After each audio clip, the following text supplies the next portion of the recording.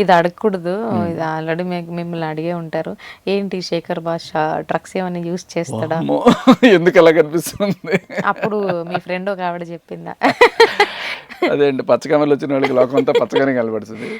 So వాళ్ళు already ఆ విషయాల్లో జైలుకి కూడా వెళ్ళొచ్చారు.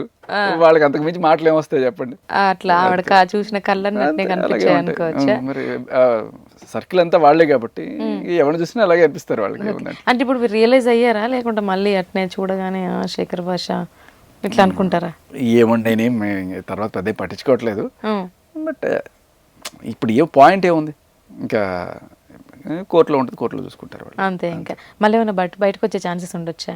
అంటే బయట ఎక్కడ లోపలికి వెళ్ళారు, ఎవరు లోపలికి వెళ్ళారు అది కాదు, ఈవిడ మళ్ళీ ఏమన్నా సోషల్ మీడియాకి వచ్చే ఛాన్సెస్ ఉండొచ్చు. మీకు కావాలంటే పిలవండి, వస్తారు. ఏముంది మళ్ళీ వచ్చి స్టార్ట్ చేస్తుంది. ఏముంది దాంట్లో, అదే దానికేమి బజార్ మోసే మీడియా ఛానల్స్ ఉన్నంతకాలం మనకి ఏ ప్రాబ్లం ఉండదు. అయ్యో మాకు అట్లేం లేదండి. అంటే ఇన్ఫర్మేషన్ ఏం జరుగుతుంది ఏంది, అయ్యో పాపం అనుకుంటాం మేము. ఎవరికైనా అన్యాయం అయిన వాళ్ళకి న్యాయం చేయాలనుకుంటాం. సో ఎవరు అన్యాయం అనుకుంటున్నారు చెప్తున్నానండి, జనరల్గా చెప్తున్నాను నేను. అండ్ ఇప్పుడు బిగ్ బాస్కి వస్తే ఒక్కొక్కరు ఒపీనియన్ ఎట్లుంది, ఎవరెవరు ఏది చేంజ్ చేసుకుంటే బాగుంటుంది? అదే మీరు అన్నట్టే నబీల్ కొంచెం చేంజ్ చేసుకోవాలి, ప్రేరణ ఇంకా టూ లేట్ అనిపిస్తుంది, విష్ణుప్రియ మేబీ మోస్ట్ లైక్లీ వచ్చేస్తుందేమో. బాగుండేవాళ్ళు ఇక నిఖిల్ కూడా కొంత చేంజ్ చేసుకుంటే బెటర్.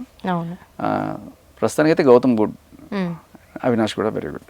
అవినాష్ కూడా మీరు గమనించండి, అవినాష్లో నేర్చుకోవాల్సింది ఎప్పుడు హార్ష్గా మాట్లాడు, దానివల్ల ప్లస్ అవుతుంది. అదే పాయింట్ ప్రేరణ చాలా హార్ష్గా మాట్లాడు, చెడ్డ అయిపోతుంది. ఆమె గేమ్ ఆడిద్ది బాగానే వర్క్ చేస్తుంది. బట్ ఏంటంటే ఆవిడ ఏం ఆలోచించిందో కానీ కొన్ని మాటలు తెలియకుండానే వచ్చేస్తూ ఉంటాయి.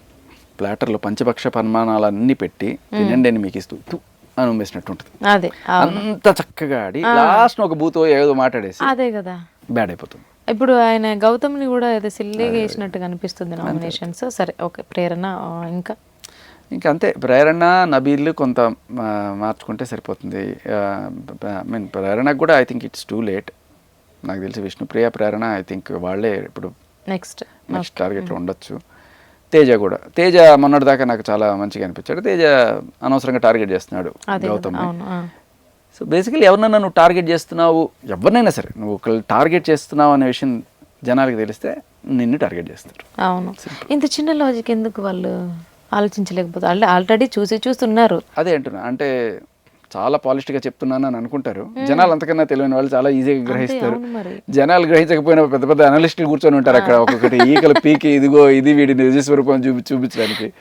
సో తప్పించుకోలేదు. గేమ్స్ బాగా ఆడుతున్నాడు, మైండ్ గేమ్ ఆడుతున్నాడు, బాగా బిహేవ్ చేస్తున్నాడు, కామెడీ చేస్తున్నాడు, అది తేజ. బట్ నామినేషన్స్ దగ్గరికి వచ్చేసరికి ఆయనకు పాయింట్స్ ఉండట్లేవా, లేకుంటే కావాలని చేస్తున్నాడా? అంటే అందరూ ఒకరిని చేస్తున్నాడు కాబట్టి మనం కూడా వేద్దాం అనుకుంటున్నాడా? ఓకే, రోహిణి పాయింట్స్ లేకపోతే ఎవరు అంత ధైర్యం చేయలేదు. అభినవీన్ తానే నామినేట్ చేసుకున్నాడు ఒకసారి, పాయింట్స్ లేవని. అవును, నైస్. రోహిణి నామినేషన్లోకి రాలేదు ఇప్పుడు రాలేదు. సో ఒకసారి ఆవిడ రావాలి, నామినేషన్లోకి వస్తే కూడా ఆవిడ ఏంటి అనేది జనాలకు తెలుస్తుంది. అంటే పృథ్వీ ప్రతిసారి నామినేషన్లోకి వచ్చి సేవ్ అవుతున్నాడు, ఈవిడ అసలు నామినేషన్లకు రాకుండానే సేవ్ అయిపోతుంది. సో నామినేషన్లోకి వస్తే జనాల్లో ఈవిడికి ఎంత ఉంది అనేది కూడా తెలుస్తుంది. అది అప్పుడప్పుడు చెక్ చేసుకోవడానికి కూడా రావడం అని మంచిది. నామినేషన్లో రాకపోతే కూడా కొన్నిసార్లు 2-3 సార్లు అసలే రాలేదనుకోండి, రాక ఒకటేసారి నామినేషన్లోకి వచ్చి టప్పని వెళ్ళిపోయేవాళ్ళు. అభినవీన్ తర్వాత అభినవీన్ ఏమనుకున్నాడు, అందరు స్ట్రాంగ్ ప్లేయర్ అనుకున్నాం, విచ్ ఈజ్ రియలీ. అవును, ఆయన బిహేవియర్ కూడా బాగుండేది, అంతా చక్కగా ఉండేది, మంచి ఫ్రెండ్లీగా ఉండేది. కానీ అన్ని రోజులు నామినేషన్ రాకపోయేసరికి జనాలకి నవీన్ కోటేయండి అని చెప్పి ఎవరు అనలా. అవును, సడన్ గా ఒక రోజు వచ్చాడు టక్కుమని చూస్తారు కదా, అంటే ఏం చేశాడు మనకి వేద్దామా. అది కూడా అదే టైంకి ఈ Bigg Boss red card issue చేయడం హడావిడి అయింది. అది కొంత నెగిటివ్ పోర్ట్రే అవ్వడం వల్ల అతనికి ఇదైంది. కానీ అదే అన్న 1-2 సార్లు నామినేషన్లోకి వచ్చి ఉంటే ఆయన ఈజీగా బచాయించిపోయాడు. అవును, ఓకే.